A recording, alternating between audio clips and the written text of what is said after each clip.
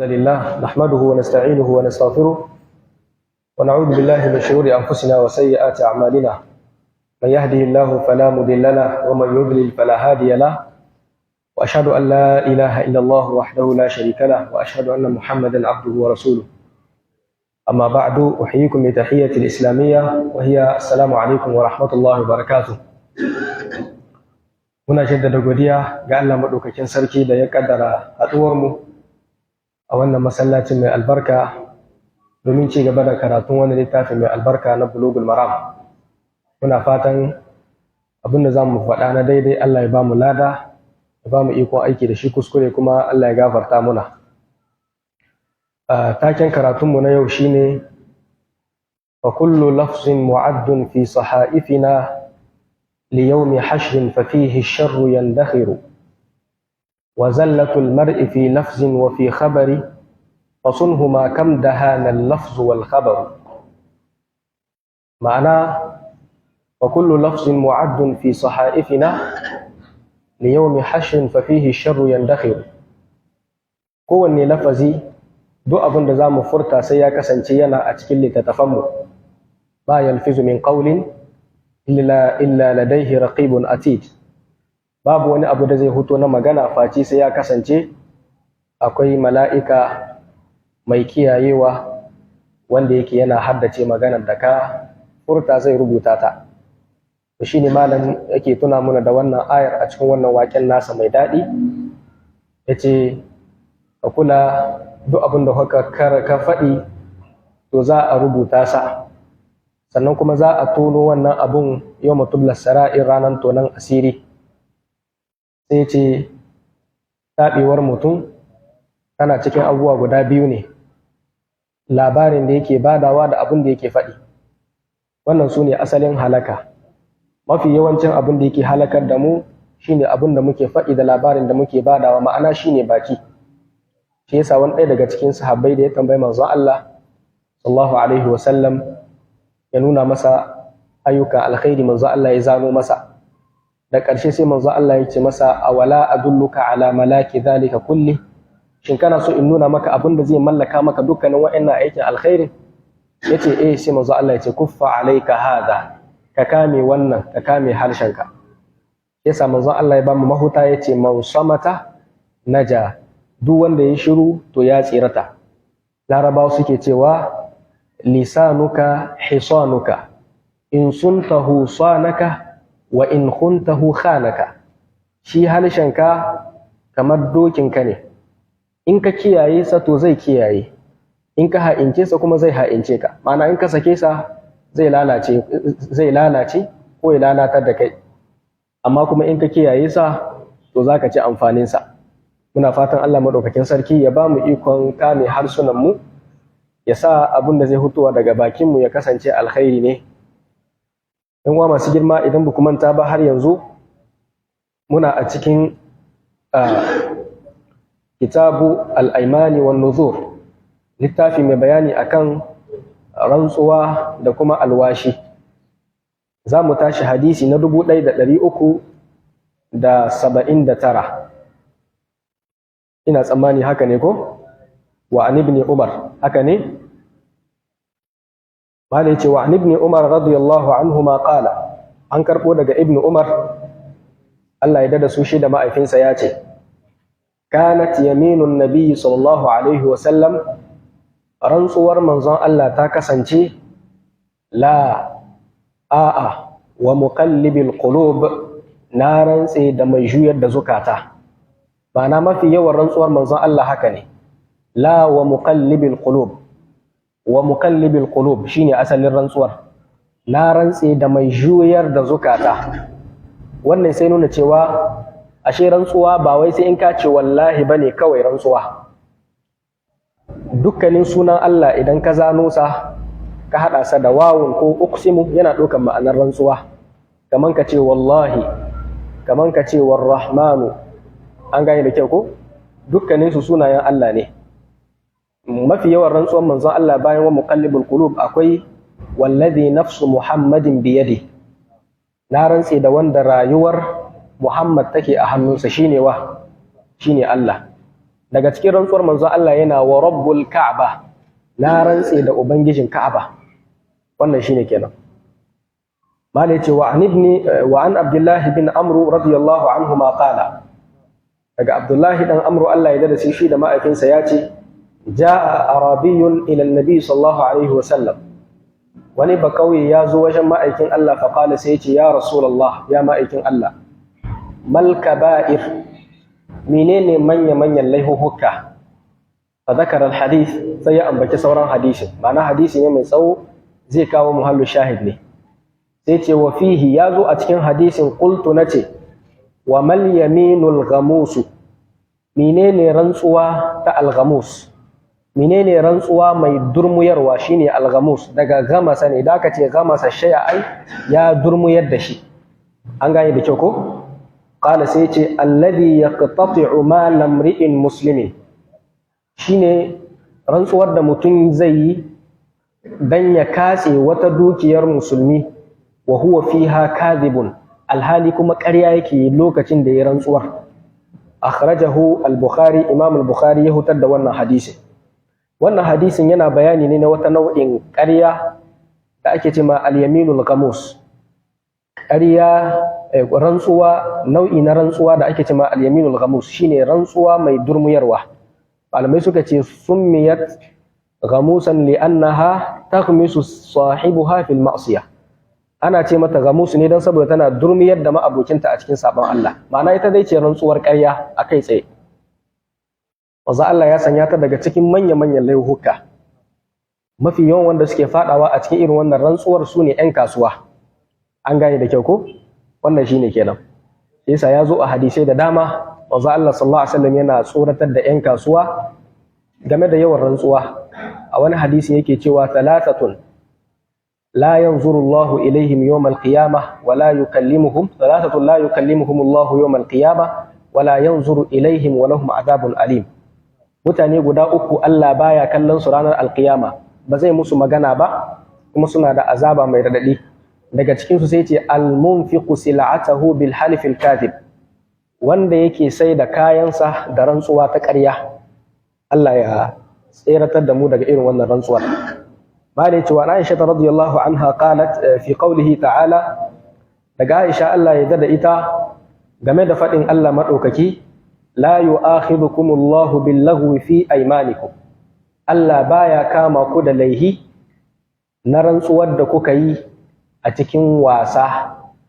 Qalat tace huwa qawlur rajuli, shine fadin mutum, la wallahi, a'a wallahi, bala wallahi, wallahi. Akhrajahu al-Bukhari, Imam al-Bukhari ya hutar da shi, wa awradahu Abu Dawud marfu'an, Abu Dawud ya hutar da shi marfu'i, ma'ana ya jingina sa kai tsaye zuwa ga manzon Allah sallallahu alaihi wa sallam. Wannan hadisin yana bayani ne nau'in wata rantsuwa ta biyu da ake ce ma yaminul lagw. An gane ko? Ya sassan rantsuwa, ma'ana ita ce rantsuwar da mutum yayi ba tare da niyyar yin ta ba. Kaman kai tsaye ne a cikin hira sai abin ya zo maka sai ka rantsi. Daga cikin misalin ta shine abin da aka saba, musamman me yake da suna zabarma sun yi yawan irin wannan. Mata aran goba ne sama walla, mata zankai zanka ta dan wake. An gane ko? Lokacin muna yara haka muke cewa mata zankai goba ne wallakin nan. Hausa ma suna yin shi ko? A lahiya la wallahi. Da wannan ita ake cewa yaminul lagw, rantsuwa wanda baka yi niyyar yin ta ba, halshen ka ne ya saba kana yi haka nan. An gane ko? A takaice rantsuwa kala uku ce. Akwai al-yaminul munaqada, rantsuwar da mutum yayi niyyar yin ta yayi ta. An gane da kyau ko? Tana iya ta zamanto ta gaskiya, tana iya ta zamanto ta ƙarya. Ta biyu ita ce me yake da suna yaminul lagw, ita ce rantsuwa wanda mutum yayi ba da niyyar yin ta ba, irin wanda muka bada misali yanzu. Ta uku ita ce yaminul ghamus, ita ce rantsuwa ta ƙarya wanda muka gani a can farko. Mala yace wa an Abi Hurairah radiyallahu anhu qala, daga Abu Hurairah Allah ya dada shi yace, qala Rasulullah sallallahu alaihi wa sallam, inna lillahi 99 isman, Allah yana da suna 100 ba ɗai. Man ahsaha, duk wanda ya ƙididdige wa'annan sunayen, dakhala aljannata, zai shiga aljanna. muttafaqun alaihi, Bukhari da Muslim suka rawaito wannan hadisin. Wa saqa Tirmidhi wa Ibn Hibban al-asma', al-Imam Tirmidhi da Ibn Hibban sun kwararo sunayen, ma'ana sun zano su a cikin wani hadisi.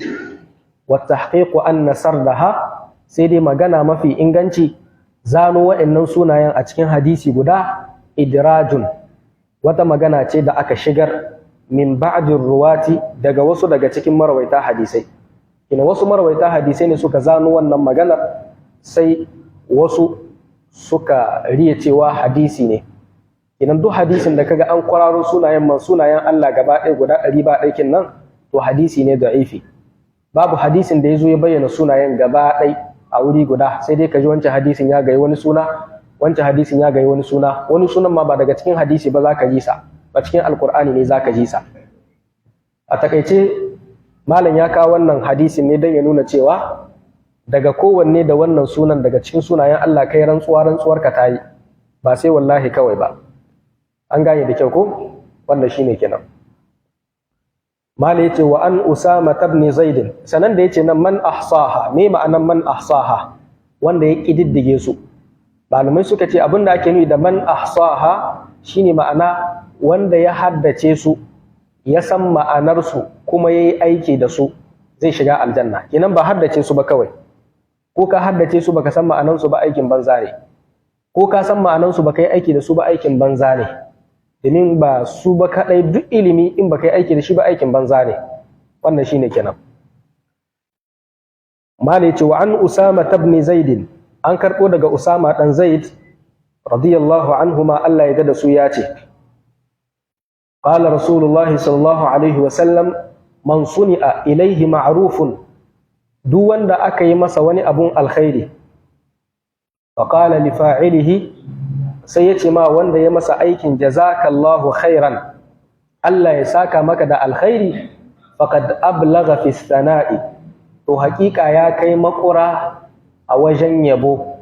Akhrajahu at-Tirmidhi, Imam at-Tirmidhi ya hutar da shi, wa sahahahu Ibn Hibban, al-Imam Ibn Hibban ya inganta sa. Ana wannan hadisin yana nuna yana daga cikin ɗabi'a ta mumuni, in aka masa alkhairi yayi godiya. Kuma babbar godiya ita ce faɗin jazakallahu khairan. Ya hika hudu jika 10 ka bashi. An gane da kyau ko? Amma mutane sun son ka ba su jika 10 ko? Daga ce jazakallahu khairan, Allah ya saka ma da alkhairi. Shine matsalan, ba mu san Allah bane, ba mu san girman Allah. In aka ce Allah ya saka maka da alkhairi, ina an ce wa zai biya ka? Wa zai biya ka? Allah. In ya baka jika 10 to shi biyan shi ne. An gane da kyau ko? Kenan biyan Allah ko yahi na dan adam. Jazakallahu khairan, jazakumullahu khairan. Ya kamata a ce wannan kalimar duk musulmi tana a cikin bakinsa ko da yaushe. Yana daga cikin abin da yake birge ni in ga mutum mai yawan faɗin irin wannan kalmomi. Jazakumullahu khairan, masha Allah. An gane da kyau ko? Insha Allah. Wannan duka suna daga cikin kalmomi wanda ya kamata a ce suna a bakin mumuni. Alhamdulillah, alhamdulillah ala kulli hal, subhanallah, inna lillahi wa inna ilaihi raji'un. Amma su wayo mu wayo kanmu, an gane da kyau ko? Su Allah wadai, an gane ko? Su uffan da abin da ya kamata. Kun ga duka wannan kalmomi ne wanda ba su dace ba. A ce musulmi ya maida su abun faɗi a ko da yaushe. Na'am. Mala yace wa an ibn Umar radiyallahu anhuma anin nabi sallallahu alaihi wa sallam. Wannan hadisin shine karshe a babe na rantsuwa. Hadisan da za su zo nan gaba ɗaya za su yi bayani akan alwashi. Shi yasa a wani littafin ma ya sa babun nadri. An gane ko? Akwai littafan da suke da babun nadri a wannan wurin, bayan bayani akan alwashi. A takaice dai wa rantsuwa, duk rantsuwar da mutum zai yi ana so ya tabbatar da abubuwa guda 2 zuwa 3. Abu na farko, ya tabbatar da cewa wanda zai rantse da shi shine Allah. Domin manzo Allah yace man halafa bi ghairi Allah faqad ashraka, a wata riwayar faqad kafara. Duk wanda ya rantsuwa da wani Allah yayi shirka, wata riwaya ya kafurta. Har yanzu mutane suna rantsuwa ba da Allah ba. Ajiye ne naga wata rantsuwa wadda ta bani dariya, ta bani haushi. An gane da kyau ko? Shine na rantse da murmushin manzon Allah. An gane da kyau ko? Nace ni ban taba jin maganar rantsuwa ba. Dariyar da abin ya bani kenan. shi ba ma da manzon Allah ya rantse ba, da murmushin manzon Allah sallallahu alaihi wasallam ya rantse. An gane da kyau ko? In ga wannan shirka ne, kana iya shi yayi da kyakkyawan niyya ne, an gane da kyau ko, amma duka wannan ba zai sa me yake da suna a ce yayi daidai ba. In malamai suke cewa salamatul maqasid la tusawwighu alwuqu'a fil mukhalafat. Dan kana da niyya mai kyau ba shi zai halatta maka baka fada a cikin sabon Allah. Dan kana son manzon Allah ba shi zai baka damar baka yi tawaki kana kiran sunan manzon Allah sallallahu alaihi wasallam. Dan kana so kama karuwa azumi ba shi zai baka damar ba sai kai zina da ita sannan ka ce to ki ji tsoron Allah ki bar zina. An gane da kyau ko? Wannan shine ma'anar salamatul maqasid la tusawwighu alwuqu'a fil mukhalafat. Sannan abu na biyu ya kasance in zaka rantsuwa ka tabbatar da kana da gaskiya. Ka tabbatar da kana da gaskiya zaka yi rantsuwar. In ba haka ba rantsuwa ko kana da gaskiya abinda ake so shine nisantar ta. Wannan shine kenan. Mali yace wa an ibn Umar radiyallahu anhuma, an karbo daga ibn Umar Allah ya dada su shi da ma'aifinsa anin nabi sallallahu alaihi wa sallam, daga manzo Allah annahu naha anin nadri, yayi hani akan alwashi shine an-nadr.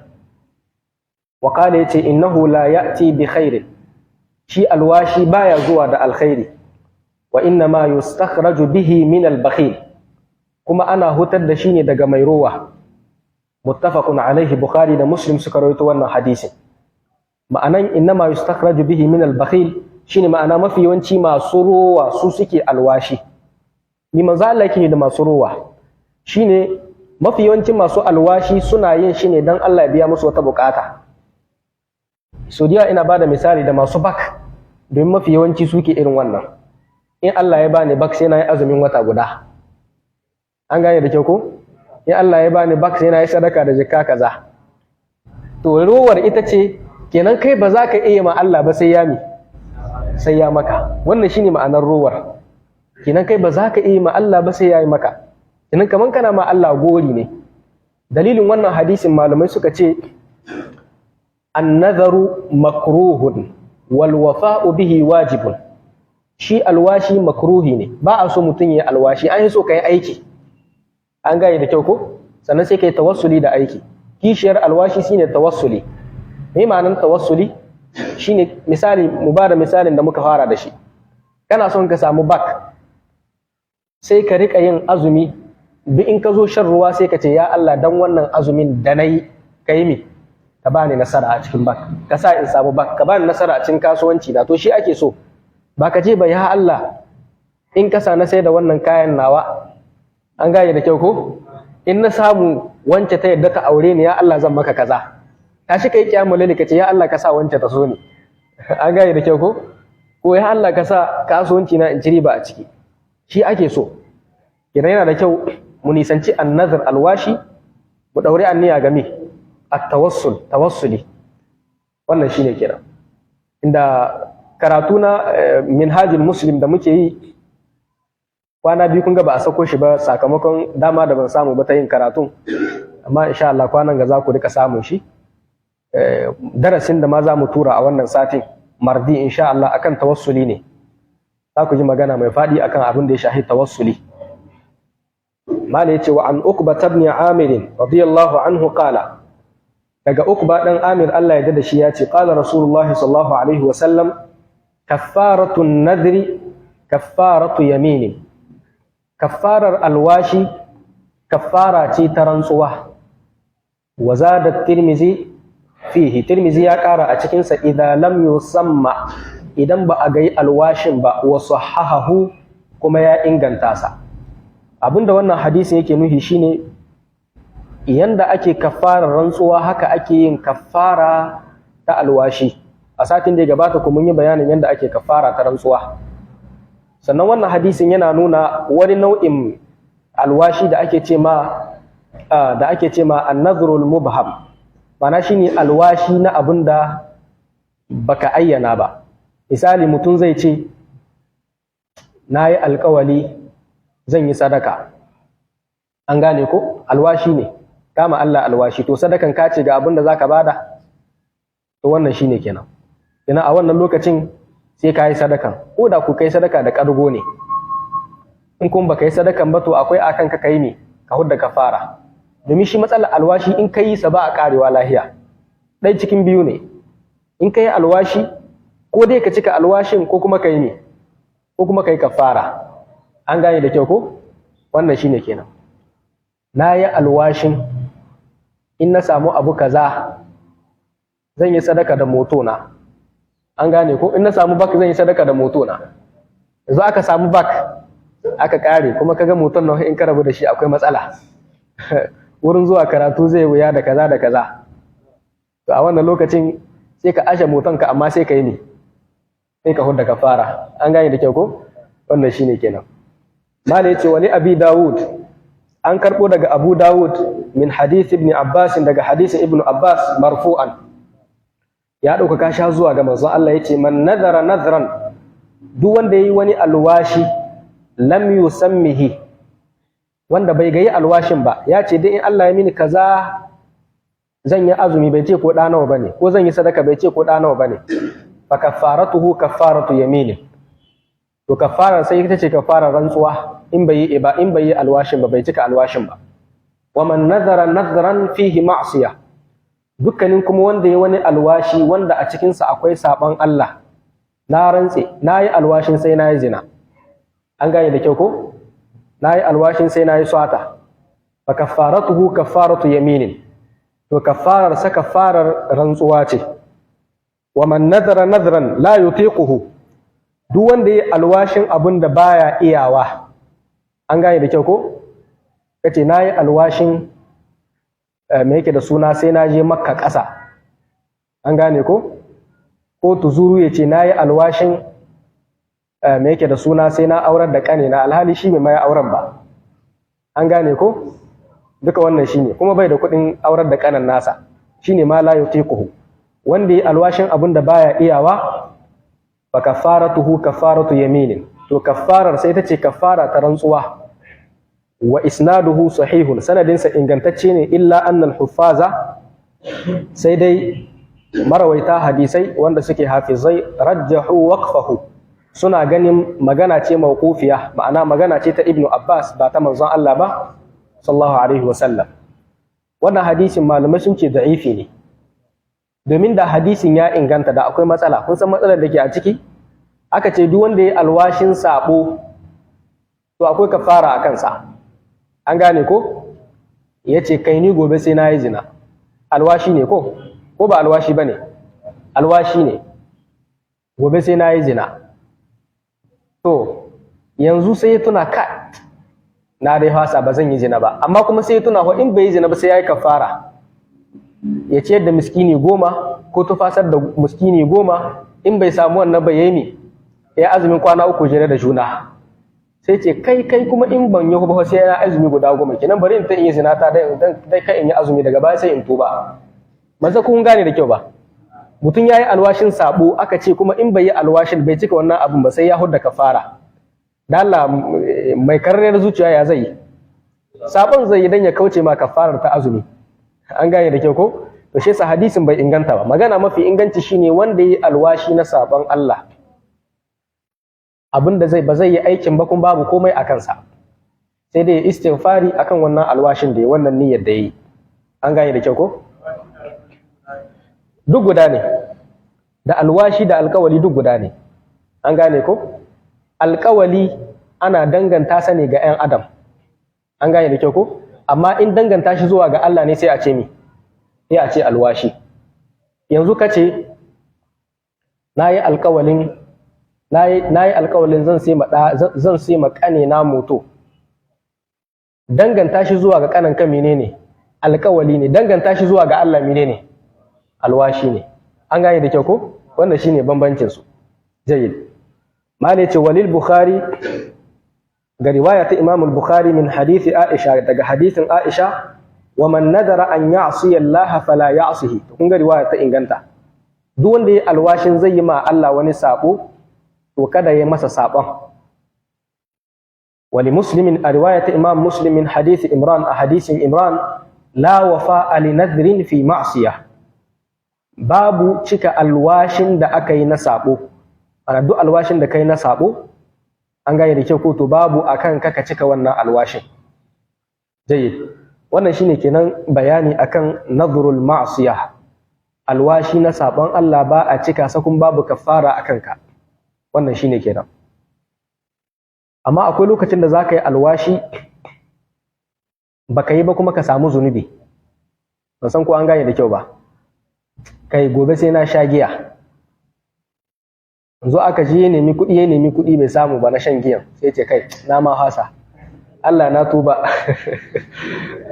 Wannan shi ne kenan, wannan tuban ƙarfi da yaji ne ko a wannan akwai zunubi. Dan me yasa?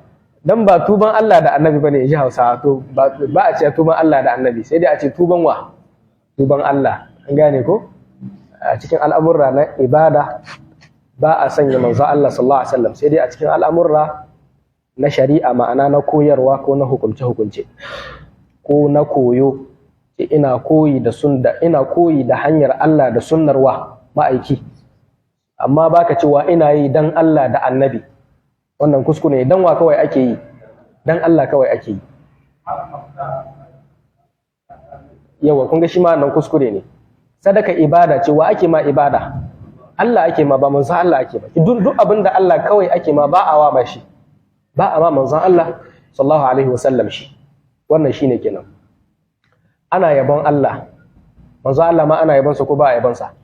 Ana yabon sa. Ɗan Adam ana yabon su ko ba a yabon su? Ana yabon su. Mafi yawanci abin da ake ma manzon Allah su ma ya Adam ana musu. Salati da aka ce, me asalin salati? Shine addu'a ce kake ma manzon Allah sallallahu alaihi wasallam. Haka su ma mutane kana musu salati, ma'ana kana musu me? Kana musu addu'a. Alqur'ani Allah ya ce wa salli alaihim inna salataka sakanun lahum. In sun kawo zakka kai musu addu'a, kai musu salati, ma'ana ka musu addu'a, addu'arka natsuwa ce a gare su. Duk abin da Allah ɗaya ake ma shi, ba a haɗa manzon Allah a ciki. Wannan karatun da muke da Minhajul Muslim shi ma mun kawo bayani a kansa. An gane da kyau ko? Wannan shine kenan. Allahu wa rasuluhu a'lam, shi wannan ya inganta. Yace Allah da manzo su suka yi sani. Dan me yasa ka kawo manzo a ciki? Dan saboda ta hanyar shi ne kasan Allah. Alqur'anin ta hanyar wa kasan shi? Ta hanyar manzokin. An gane da kyau ko? Kenan babu lahi, wannan kalima ce wadda ma sahabbai suna faɗinta, suna yawan faɗinta. Ko da ko manzo Allah ya tambaye su akan abin da sun sani. Wannan shine kenan, wallahu ta'ala a'lam. Mali yace wa ibn Abbas radiyallahu anhuma, an karbo daga ibn Abbas Allah ya dada su shi da ma'aifinsa. Amma shi ma wannan na Allah da manzo su suka yi sani banda bangaren gaibi. An gane da kyau ko? Misali a tambaye ka, kai matan nan taka wai cikin da ke gare ta ɗa ne ko namiji? Sai ka ce to Allah da manzo su suka yi sani. Wannan kuskure ne. Domin la ya'lamul ghaiba illa Allah, babu wanda ya san gaibi in ba Allah ba. Amma in abu ne wanda Allah ya al'amari na addini na ilimi, to kana yaka ce Allahu wa rasuluhu a'lam, domin al'amari ne na addini, Allah ya sanar da shi. To shi kuma gaibin Allah ya ce ba wanda ya sanar, ba wanda yake da hurumin sa sai shi. Wannan shine kenan. Mala yace wa ibn Abbas wa an Uqba ibn Amir radiyallahu anhu qala, daga Uqba dan Amir Allah ya dada shi yace, nadarat ukhti an tamshi ila baitillah, yar uwata ta yi alwashin ta je wajen Ka'aba hafiyatan, ba takalmi, shine hafiya, hufatan uratan ghurlan, ba takalmi. Faqala annabi sallallahu alaihi wasallam, sai manzo Allah yace litamshi, tayi tahiya, wal tarkab, kuma ta hau abun hawa. Muttafaqun alaihi, Bukhari da Muslim suka rawaito sa. Wal lafzu li Muslim, sai dai wannan lafazin na Muslim ne. Walil khamsa, a lafazi na marawaita hadisin nan guda biyar, faqala sai ce inna Allah la yasna'u bi shiqa'i ukhtika shay'an, Allah ba zai yi da wahalar ‘yar uwarka ba komai, ma'ana ni Allah zai yi da wahalar ‘yar uwarka.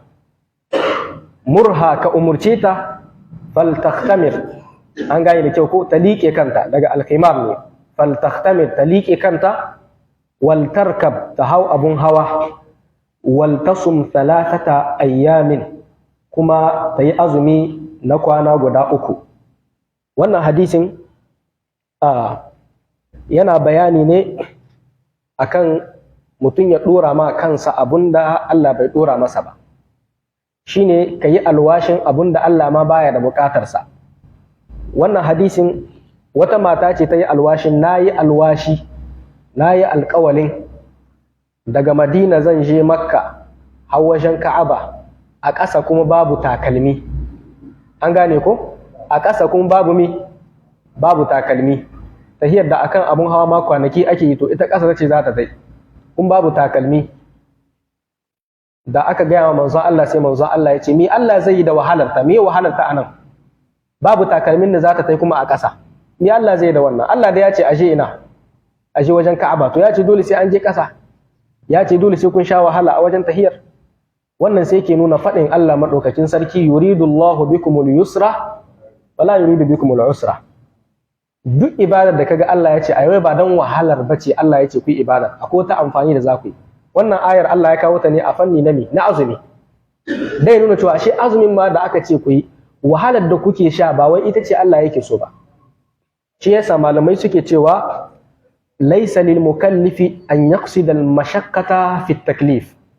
Baya akan mu musulmi idan zai wata ibada ya nufaci ibada, ma'ana ya kudurta shi sai ya wahalar da kansa a wajen ibadar. Ba a san mutum ya haka. Shi yasa manzon Allah, Aisha take cewa ma khuyira baina shay'aini illa ikhtara aisarhuma. Duk abin aka ba sa zabi mafi sauki yake zabawa. Tahiya aikin haji, akwai kwalo-kwalo akwai jirgi, aka ce ka zabi wanda zaka tahiya a ciki. Sai ka ce kai bari mu zabi kwalo-kwalo dan mu sha wahala. Ka san Allah yana son masu shan wahala. Waye ce ma haka? An gane da kyau ko? Yanzu ko da manzo Allah ne aka kawo masa wannan, me zai zaba? Jirgi zai zaba dan me? Dan wannan hadisin Aisha ta faɗi wannan, mafi sauki manzo Allah yake zaba. Wannan shine kenan. Sannan kuma wannan hadisin dalilin sa malamai suke cewa al-mashaqqatu an-natijatu 'ani at-taklifi laysat maqsudatun bi dhatiha. Al-mashaqqatu an-natijatu 'ani at-taklifi laysat maqsudatun bi dhatiha. Duk wahalar da ake sha a wajen ibada, to ba wahalar bace Allah yake so. An gane da kyau ko? Mana ba wahalar ba dan Allah ya wahalar da ku bane yace ku yi wannan abu. Ku ba mu wani misali bayan azumi. Hawan Arfa. Jayyid. Akwai wahala ko ba wahala? Akwai wahala. Amma me ake so? Ku tuna da wannan ni'imar da Allah ya muku. An gane da kyau ko? Ta samun damar ku je aikin haji. Ku tuna da ni'imar da Allah ya muku, ta kasancewar wannan Arafa, a nan ne Adam da Hawwa suka haɗu da juna. Da ba su haɗu da juna ba da ana aihuwarka. Ba aihuwarka ko? Nan ne suka haɗu da juna. Yasa ake ce masa Arafa, li'anna Adam wa Hawwa ta'arafa inda zalikal jabal. A wajen wannan dutsen ne suka san juna. Akwai bayanai da yawa akan dutsen Uhud da dutsen Arafa. Bayan wannan misali na biyu shine qiyamul layli. Akwai wahala ko ba wahala? Akwai wahala, amma ba wahalar bace Allah yake so. Imanin da zai ƙara maka. Wannan shine kenan. Na'am. Mala yace wa an ibn Abbas radiyallahu anhuma qala, daga Ibn Abbas Allah ya dada su shi da ma'aikinsa ya ce, istafta Sa'ad ibn Ubadah radiyallahu anhu Rasulullahi sallallahu alaihi wasallam. Sa'ad bin Ubadah ya tambayi manzon Allah fi nadrin kana ala ummihi, game da wani alwashi da ya kasance akan ma'aifiyarsa, tuwfiyat kuma ta rasu, qabla an taqdiyahu, kamin ta cika wannan alwashin. Shine ma'anar qabla an taqdiyahu, ma'ana qabla an tufihi, kamin ta cika wannan alwashin, qabla an tuwaffiyahu. Faqala sai ce iqdihi anha, to ka biya mata wannan alwashin. Muttafaqun alaihi, Bukhari da Muslim suka rawaito wannan hadisi. In ga ba a gaiwa alwashin menene ba, na azumi ne ko na sadaka ne ko na aiki ne. Abinda wannan hadisi yake nunawa shine idan mutum ya mutu yana da wani alwashi da yayi, to za a cika masa me wannan alwashin. Mai kuɗi ne kamin ya mutu yace nayi alƙawalin zan gina masallacin Juma'a. An gane da kyau ko? To idan ya mutu kamin a raba gado sai an hidda kuɗin me? Kuɗin gina wannan Juma'a, matukar ba su wuce me yake da suna rubu'i ba, ɗaya cikin hudun me ɗaya cikin hudin gado. Wannan shine kenan alwashi ana cika shi, ko da ko bayan an mutu ‘ya'ya su cika ko waliyai su cika wannan alwashin. Wa zai cika alwashin shine ‘ya'ya da magada. Dan haka amma sai dai akwai alwashin da ba a cika shi ko? Misali tuzuru ne ga yanan zamne, an gane ko, ban cewa ne ba. Ya ce na yi alwashi sai na yi aure kafin in mutu, to sai ya mutu, yanzu auren za a yi auren ko ba za a yi sa ba? Na yi alwashin kafin in mutu sai na samu ɗa, yanzu in ya mutu za a cika wannan alwashin ko ba za a cika sa ba? A bai cikuwa ko? Amma akwai addinin da alwashin yana cikuwa. Akwai cikin me yake da suna, ya zo a cikin me yake da suna alkitabul muqaddas. Kiristoci da Yahuda suna da wani littafi da yake haɗa su, alkitabul muqaddas, wanda ancient testament da nouveau testament ne aka ga mai wuri guda. Akwai abubuwan al'ajabi da yawa a ciki. Daga cikin abubuwan al'ajabin da na karanta shine idan mutum ya mutu da matarsa, ya bar matarsa sai kasance bata aihu ba, to yanzu dole ne kanan mijin ko kuma wanta zai ci gaba da zama da wannan matar, ma'ana zai aure ta dole don ta samu ɗa. Wannan ɗan in ta same sa ba za a jingina sa gawan ba ko kanan, sai dai a jingina sa gawa wanda ya mutu. Sai a ce dole ne in mutum ya mutu sai ya bar me, sai ya bar sau. An gane da kyau ko? Kenan ya ce dole kahin ya mutu sai ya bar ɗa, to su addinin su wannan ɗan sai an samu mishi da shi ta hanyar matar da ya bari ɗan uwansa na jini ya aure ta samu ɗan, kuma ɗan ba za a ce naka ba ne, sai dai a ce na wane ne, na wancan ne, kuma ya yi gado. Kun ga wani abu mai rikitar da ƙwaƙwalwa ko? Wannan shi ne kenan. Mala ya ce wa an Sabit ibn Dhahak, an karɓo daga Sabit ɗan Dhahak radiyallahu anhu qala, Allah ya da shi ya ce nadara rajulun ala ahdi rasulillahi sallallahu alaihi wa sallam, wani mutum ya yi alwashi a zamanin ma'aikin Allah an yanhara ibilan bibuwana, ya soke me yake da suna raƙumi abuwana. An gane da kyau ko?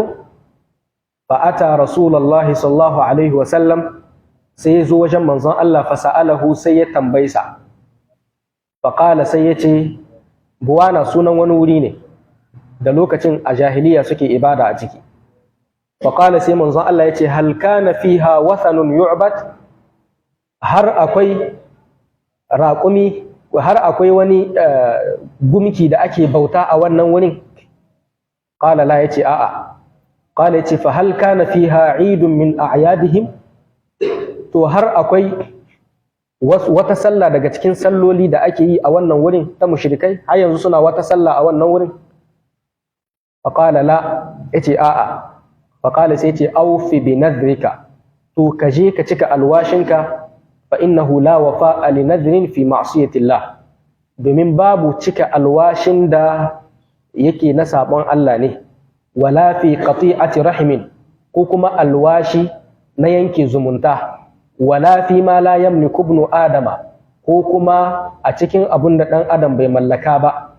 Rawahu Abu Dawud ya hutar da shi, wa Tabarani da Imam Tabarani, wal lafzu lahu, lafazin nasa ne, wa huwa sahihul isnad, hadisin ingantacce ne. Wannan hadisin abin da yake nunawa, alwashi yana lazimtar mutum ko da ma kamin ya musulunta. Wannan wani sahabi ne ce tun lokacin jahiliya na yi alwashin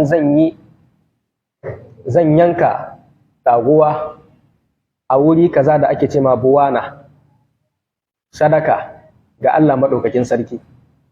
Manzo Allah ya ce masa bayan ya musulunta, je ka cika wannan alwashin da kai. Kirista ne kamin ya musulunta yi alwashin zai yi wani abun alkhairi, idan ya musulunta sai a ce to ka cika wannan alwashin da kai. Wannan shine kenan. Sannan wannan hadisin yana nuna akwai alwashi guda biyu wanda shi ma ba a cika sa, zuwa uku. Alwashi na farko shine alwashi na sabon Allah, kamar yadda hadisin ya nuna, kamar yadda mu gani a baya kuma. Alwashi na biyu shine alwashi na yanke zumunta, ka ce na yi alwashin ba zan ƙara zuwa gidan wane ba, rishin zuwa gidansa yanke zumunta ne ko ba yanke zumunta ba ne? Yanke zumunta ne. To shi ma wannan alwashin ba za ka cika sa ba. An gane da kyau ko? Wannan shine kenan. Sai alwashi na ƙarshe shine na yi alwashin sai na yi sadaka da motar wana. An gane da kyau ko? To shine wannan la nadra libni adama fi ma la yamlik. Motar wanka kace ba motar ka ba. Ina wannan alwashin babu shi. Domin abin da kace zaka bayar ba nawa bane. Ba naka bane. Wannan shine kenan. Amma uba yana iya ce na yi alwashin zan yi sadaka da motan ɗana. An gane ko? Kuma in ya ɗoka ya bada ya yi. Sai dai a ce bai kyauta ba in ɗan yana da buƙatar motan. Amma in ya kasance ya yi shi ne don uquba gare sa, to babu lahi akan wannan. Domin anta wa maluka li abika, da kai da dukiyar taka don na ma'ahinka ne. Kenan in yi sadaka kamar da in yi sadaka da motan shi nashi, dukiyarsa ce haka motan kan ya ɗoka ya sadaka ta mece ce? Tashi ce. Wannan yana nuna girman haƙƙin uba akan ƴaƴa. Walahu shahidun min hadisi kardamin inda Ahmad. Wannan hadisin yana da mai masa shaida, hadisin kardam a wajen riwaya ta Ahmad. Mali ce wa an Jabir radiyallahu anhu, ku sa muna wannan suna a dictionary kardam. An gane ko? Wannan shi ma suna ne da ya kamata a raya. Ɗani daga cikin sunan magabata kardam. Dai wasu za su ce bai da daɗi ko? Dama na san wasu daɗi ne suke bi a wajen suna. Yasa baka jin ana sa su Tirmizi. An gane ko? Wannan shine kenan. Sai a ce baya da daɗi. Kai Tirmizi kaman turmi. Haka suke cewa. Wannan shine kenan. Malai cewa an Jabir radiyallahu anhu anna rajulan qala yawm al-fath. Wani mutum ya ce a ranar buɗin Makka, ya Rasulullah ya ma'aikin Allah. Inni nadartu in fataha Allahu alayka Makka. Ni na yi alwashin in har Allah ya buɗe maka Makka an usalli fi baitul maqdis akan in yi sallah a masallacin Qudus. Faqala sai ce salli ha huna, i sallah anan ba sai ka je can ba. Fasa'alahu sai ya ƙara tambayar sa faqala sai ce salli ha huna, kai sallah anan dai ba sai ka je can ba. Fasa'alahu sai ya ƙara tambayar sa faqala sai ce sha'nuka idan, to je kai yanda kake so. An gane da kyau ko? Rawahu Ahmad ya rawaito sa, wa Abu Dawud wa sahahahu al-Hakim. Imam al-Hakim ya inganta wannan hadisin. Ina wannan hadisin Jabir ne alwashin zai je sallah a masallacin Qudus. Idan Allah ya bude wa manzon Allah Makka, da abin ya tabbata ko yazo ga manzon Allah, sai manzon Allah ya ce ba sai ka ba kanka wahala ka je can matsaya nan kai. An gane da kyau ko? Dan me yasa manzon Allah ya ce masa tsaya nan kai? Domin sallah a masallacin harami da sallah a masallacin Qudus wacce ta hilada harami. An gane da kyau ko? To shi yasa sai manzo Allah ya ce ai in ka je can niyyar me zaka yi ibada ko? To in kai anan ibadar ma ta yawa akan me?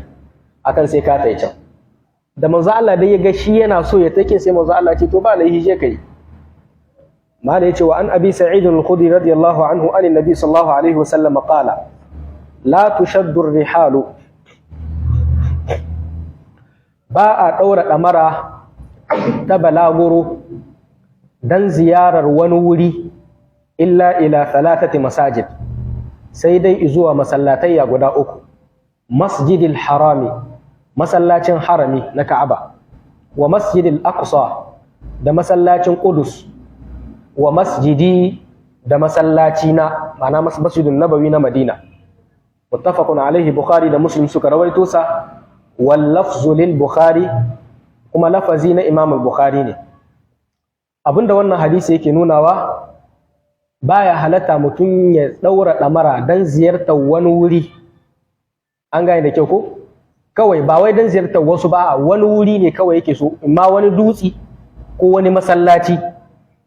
Sai wayannan masallatayyan guda uku shine masallacin manzo Allah da masallacin Qudus da masallacin Makka, su kadai ne. Misali mu a nan Niger baya halatta ka daura damara kawai zaka je Agadez dan ziyartar masallacin Agadez. In kai haka kayi laihi. An gane da kyau ko? amma munasaba ta kama ka je wajen ziyara ko an je wajen wani wa'azin ƙasa misali, bayan wa'azin sai ku ce to mu je mu gano masallacin Agadez, babu lahi wannan, amma da sunan kawai ziyarar masallacin wannan shi aka hana. Ko mutum ya tashi daga nan Nijar ya ce zai je ziyaran me yake da suna masallacin Cota misali, ko kuma masallacin me yake da suna Karbala a wajen 'yan Shi'a, dukkanin wannan baya halatta, sai wannan masallatan guda uku. An yi haka ne kuma don saboda in aka ce an ba da dama ga wani masallaci a rika ziyararsa to shirka za ta iya shiga a ciki, kamar yadda da yawa suka fada na 'yan Shi'a da wasu sufaye daga ciki. Malai ce wa an Umar radiyallahu anhu qala qultu ya Rasulullah, nace ya ma'aikin Allah, inni nadartu fil jahiliya, inni nayi alwashi a lokacin jahiliya an a'takifa laylatan, akan in yi itikafi dare guda fil masjidil harami, a masallacin harami. Qala sai manzo Allah yace fa awfi bi nadrik, to je ka cika alwashinka. Muttafaqun alaihi, Bukhari da Muslim suka rawaito sa. Wa zada al-Bukhari, Imam al-Bukhari ya ƙara fi riwayatin a wata riwayan fa'takafa laylatan, sai ya itikafi dare guda. An gane da kyau ko? Wannan hadisin yana ƙara ƙarfafa wannan hadisin akan cewa ko lokacin jahiliya kai alwashi daga baya zaka cika wannan alwashi. Sannan kuma wannan hadisin har yanzu yana nuna itikafi baya da lokaci kayyadadde, ko awa guda kana iya kai itikafi a cikin ta. Wannan ita ce magana mafi inganci ta malumai. Itikafi baya da lokaci kayyadadde. Me ake ce ma itikafi? Huwa luzumul masjid bi niyyati ta'abbud. Shine ka lazumci masallaci na wani lokaci da niyyar ibada kawai. An gane da kyau ko? Wannan shine kenan. Kuma itikafi ba sai lokacin Ramadan ba. An gane da kyau ko? Amma kun ga mafi yawanci yanzu sai lokacin Ramadan ake itikafi. Masu aiki da wannan sunnar su ne 'yan tabligh. Wannan jama'ar akwai alkhairi tattare da su kuma akwai shaidi tattare da su. An gane da kyau ko? Daga cikin alkhairin su wanda ni ga nau ne ba shi yau ba, shine akwai kyakkyawan ɗabi'u. Sannan kuma akwai kwaɗayin aljanna.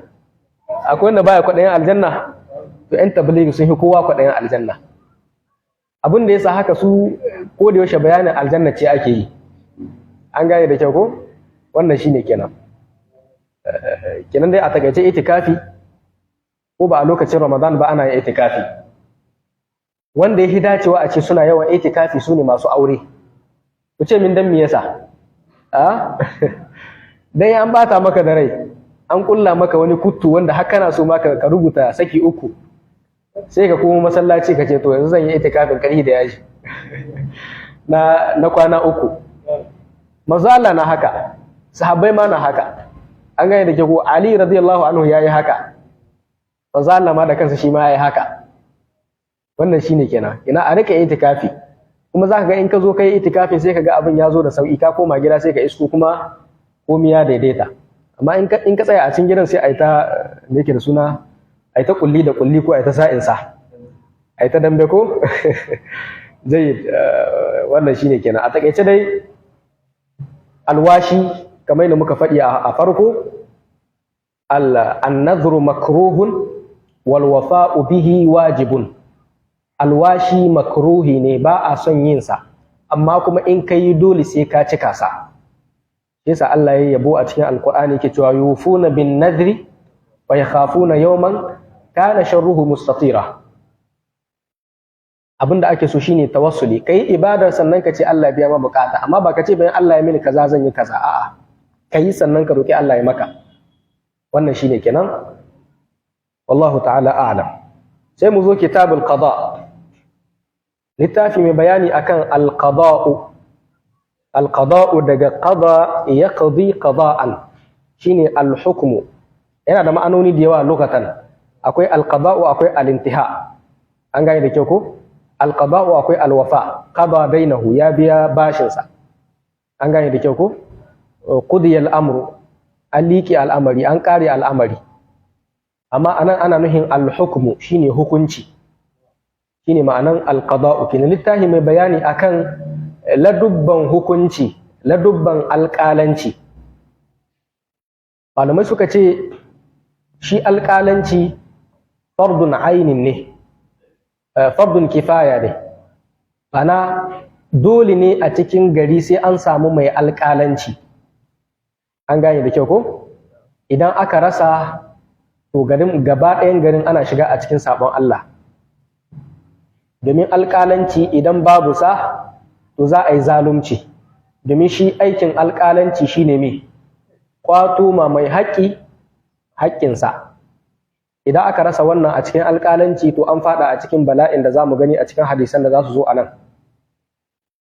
Manzo Allah ya ce an Buraida radiyallahu anhu qala, an karɓo daga Buraida, Allah ya da shi. Ku sa muna wannan hadisin, wannan suna a dictionary. Buraida, an gane ko? Ka taɓa jin mai suna Buraida? Namiji ne ba mace ba. Turki ko? To anan Nijar fa. A raya wannan suna, a samu wanda zai sa ma ɗan shi Buraida, sahabi ne na manzon Allah sallallahu alaihi wasallam. Ma'anansa to a kai tsaye ban san ma'anansa ba. Mun gani akan cewa ba kowanne suna bane yake da ma'ana, ko za a iya tambayar ma'anansa. Mun ba da misalin sunan Fatima, in ka ɗauki ma'anansa ba za ka sama sunanka dan wannan ma'anar ba, sai dai za ka sa sunan ne dan mai sunan. Akwai masu sa suna Abu Huraira ko? To da Allah dan ma'anan sunan ne kake sa sunan, ko dan mai sunan? Dan mai sunan. In ba dan mai sunan ba za ka sama ɗanka baban Musa, ba za ka sami shi sunan ba. An gane da kyau ko? Wannan shine kenan. Buraida yakan iya a ma'ana, yakan yi ɗauki ma'ana ta albard, kamar tasghir ne na mai ke da suna na albardu, sai a ce Buraida ɗan sanyi. An gane ko? Wannan shine kenan. Yana yi ɗaukar ma'ana haka nan. A ƙasashen Hausa kana iya samun irin wannan sunayen, ka samu mai sunan Nomau ko Ana Ruwa. Wannan ni na gansa a cikin ɗalibai na, akwai mai sunan Ana Ruwa. Wata ran in tashi wasa sai in ce musu sunanta Hadiza, akwai sauran sai in ce Hadiza an ɗauke ruwa, sai yara duka su kwashe da dariya. Akwai Ana Ruwa. A anguwanmu, a masallacinmu, akwai mai sunan babansa Kaza. Ni da na ji wannan na aza wasa ne, aka ce a sunan shi kenan Muhammadu Kaza. Kuma wata ran akwai wani abokinsa, akwai wani ɗan uwansu da na ce mishi na san shi, sai ce mini in ka je malam ka ce ma wane Muhammadu Kaza na gaida shi. Sai na ce ka lalle wannan sunan da gaske ne, ashe Kaza ne. Amma cikin kabilar da aka yi yawan samu su ne Arawa. To kuma wannan Kazan da nake ce muku cikin Arawa ne. Ana Ruwa shi ma cikin Arawa ne. Arawa kan ku ce izgili ne, da gaske ne haka ne, ku je ku bincika. Da kaji su Nomau, an gane da kyau ko? Da su Ana Ruwa, da su Shibkau, da su Dankali, da su Ciwake, dukkaninsu. Wannan shine asalin sunayen Hausa na da. To ko Larabawa asalin sunayen su a da haka ne. Ko Larabawa asalin sunayen shi zaka samu suna wanda baya da ma'ana a ma'ana, amma asalin mai sunan sai gaje yana da me? Yana da ma'ana.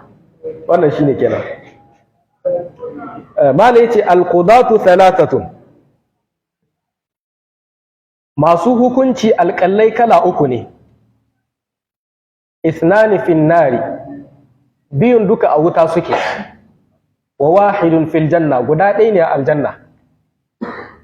Ma'ana nau'in masu hukunci kala uku ne, biyu ‘yan wuta ne, ɗaya daga cikin suna aljanna. Rajulun arafa al-haqqa, shine mutumin da ya san gaskiya, fa qada bihi, sai hukunci da gaskiyar, fa huwa fil janna, to shi dan aljanna ne. Wa rajulun arafa al-haqqa, da mutumin da ya san gaskiya, falam yaqdi bihi, sai dai bai yi hukunci da gaskiyar ba, wa jara fil hukmi, ay wa zalama fil hukmi, sai zalunci a cikin hukunci, fa huwa fin nari, to shine dan wuta. La ilaha illallah, wa ma aktharuhum, me yake yawan su. Wa rajulun lam ya'rif al haqqa, da mutumin da shi bai ma san gaskiyar ba, fa qada lin nasi ala jahlin, sai ma mutane hukunci akan jahilci, fa huwa fin nari, to shi dan wuta ne. Rawahu al-arba'a, marawaita hadisan guda hudu ne, wa sahahahu al-hakim, Imam al-Hakim ya inganta sa. Wannan hadisin yana nuna, a takaice in za ku takaita hadisin, abubuwa guda uku ne yake nunawa. masu hukunci kala uku ne, mai ilimi da tsoron Allah, mai ilimi da son zuciya da jahili. Mai ilimi da tsoron Allah zai hukunci akan ilimi kuma ya adalci a ciki.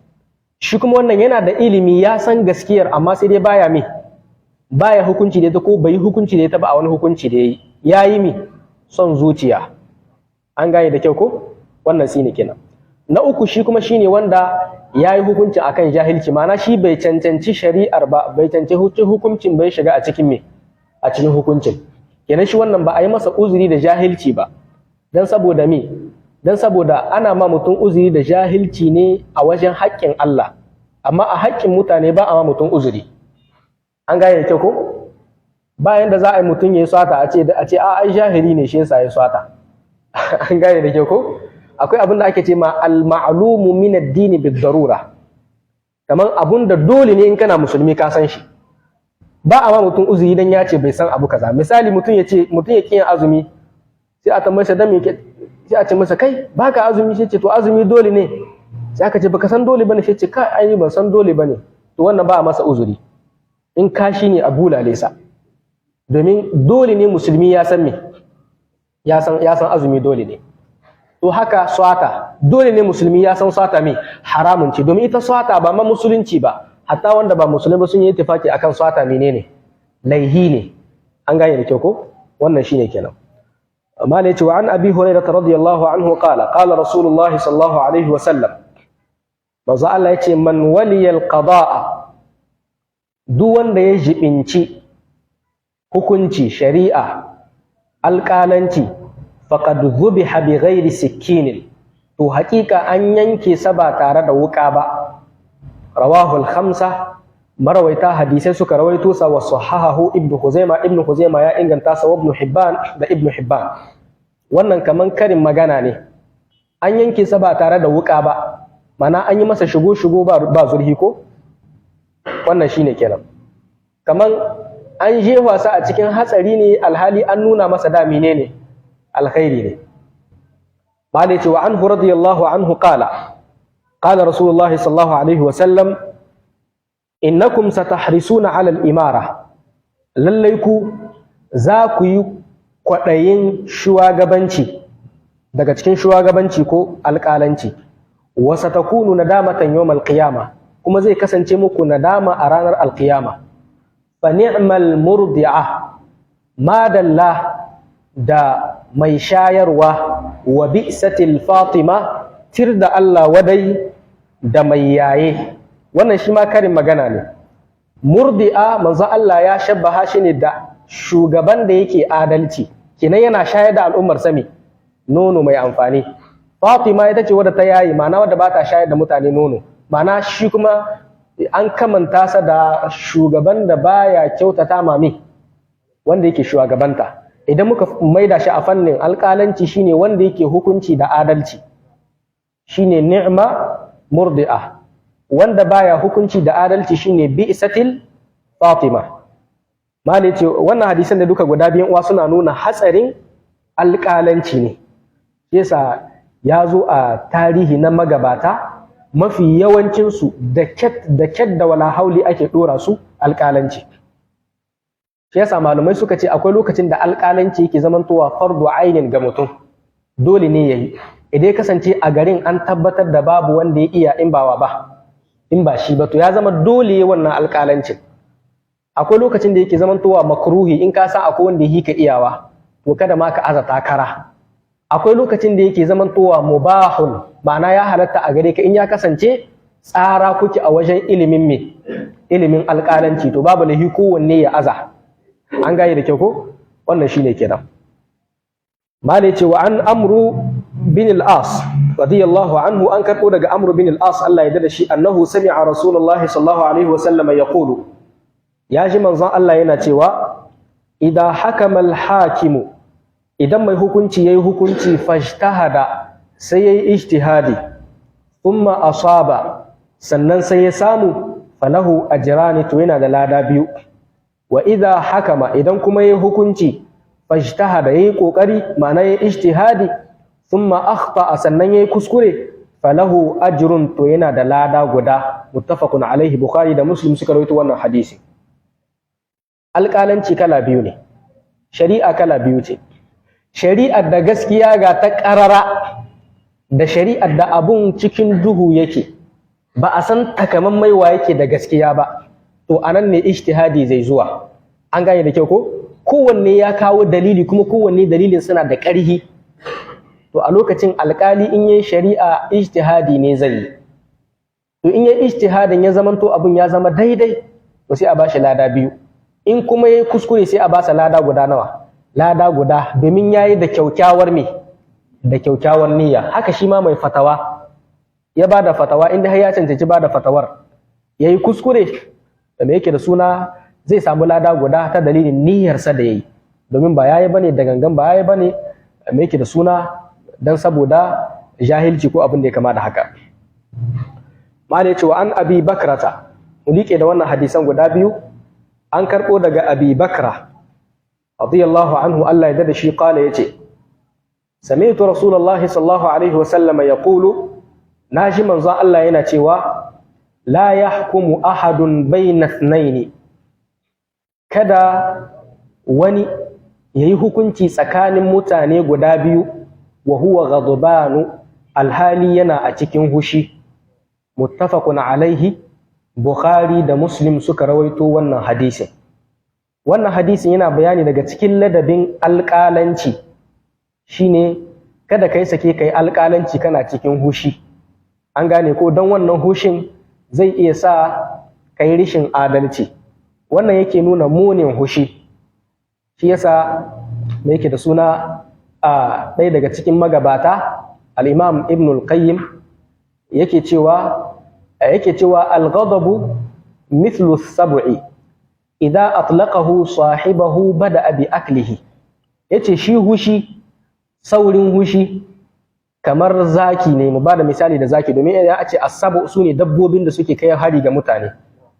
Yace shi hushi kamar zaki ne, idan ka sake sa to kai zai fara ci kamin ya kai ga wani. Ma'ana saurin hushi, kamin ka cutar da wani, wa zaka fara cutarwa? Kai zaka fara cutarwa, domin mun gani daga cikin tasirin saurin hushi yana tasiri ga lahiyar mutum. An gane da kyau ko? Yana sa mutum tension ko? Sannan kuma yana sa ma mutum rishin ƙarhi, kuzari a wajen biya ma iyali bukata, kamar yadda muka yi bayani a cikin wata muhadara da muka yi. Wannan shine kenan. Bayan wannan kuma saurin hushi yana sabbaba matsala ta kwakwalwa, imma matsalar saurin mantuwa ko abin da ya kama da haka. An gane da kyau ko? In kana son ka rage mantuwa, to ka rage saurin hushi. Wannan shine kenan.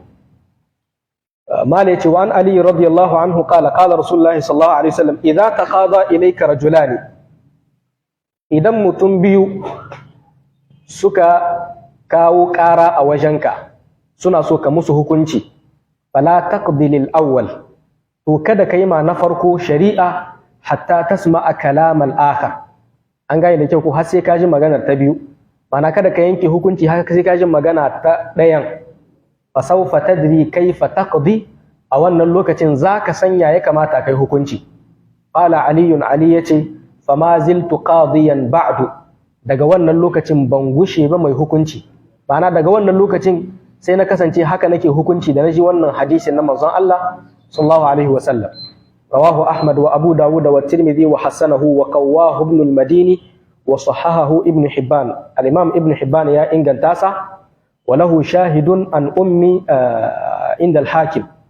Wannan hadisin yana me yake da suna, yana da hadisin da ke masa shaida a wajen Hakim min hadisi Ibn Abbas, daga hadisin Ibn Abbas. Wannan hadisan guda biyu sun karantar da mu ladabi guda biyu na hukunci. Ladabi na farko shine me? Kada ka yi in kana a cikin hushi. Ladabi na farko, kada ka yi in kana a cikin hushi. Ladabi na biyu, kada ka yanke hukunci sai ka ji bakin kowanne daga cikin wanda zaka ma shari'a. Kuma wannan ba sai alƙali ba, hatta raba husuma a tsakanin mutane. In kana cikin hushi kaga mutane suna haɗa su, to ishirunka. Dai in ka shiga mai yiwuwa da kai za a koma ma haɗa. A gaya da kyau ko?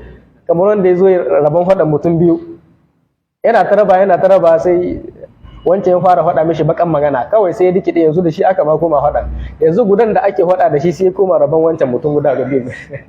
Me ya ja wannan shine saurin hushi. Kenan in ka yi hushi ka yi shiru ka kyale su kashe kansu, dan mai wa in ka shiga to da kai za a yi kisan kan ma. Na gaba shine kada kai sauran yanke hukunci a tsakanin mutum guda biyu, haka ji bakin kowanne daga cikin su. A takaice dai wasiyar manzon Allah sallallahu alaihi wasallam, la taghdab wa lakal janna, kada kai hushi zaka samu aljanna.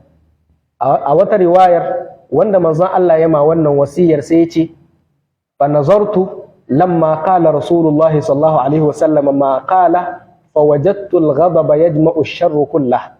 Yace lokacin da manzon Allah ya mini wasiya da cewa kada in yi hushi har sau uku, yace da na tsaya nayi dogon tunani sai na gane da cewa hushi ya game sharri gaba ɗayansa.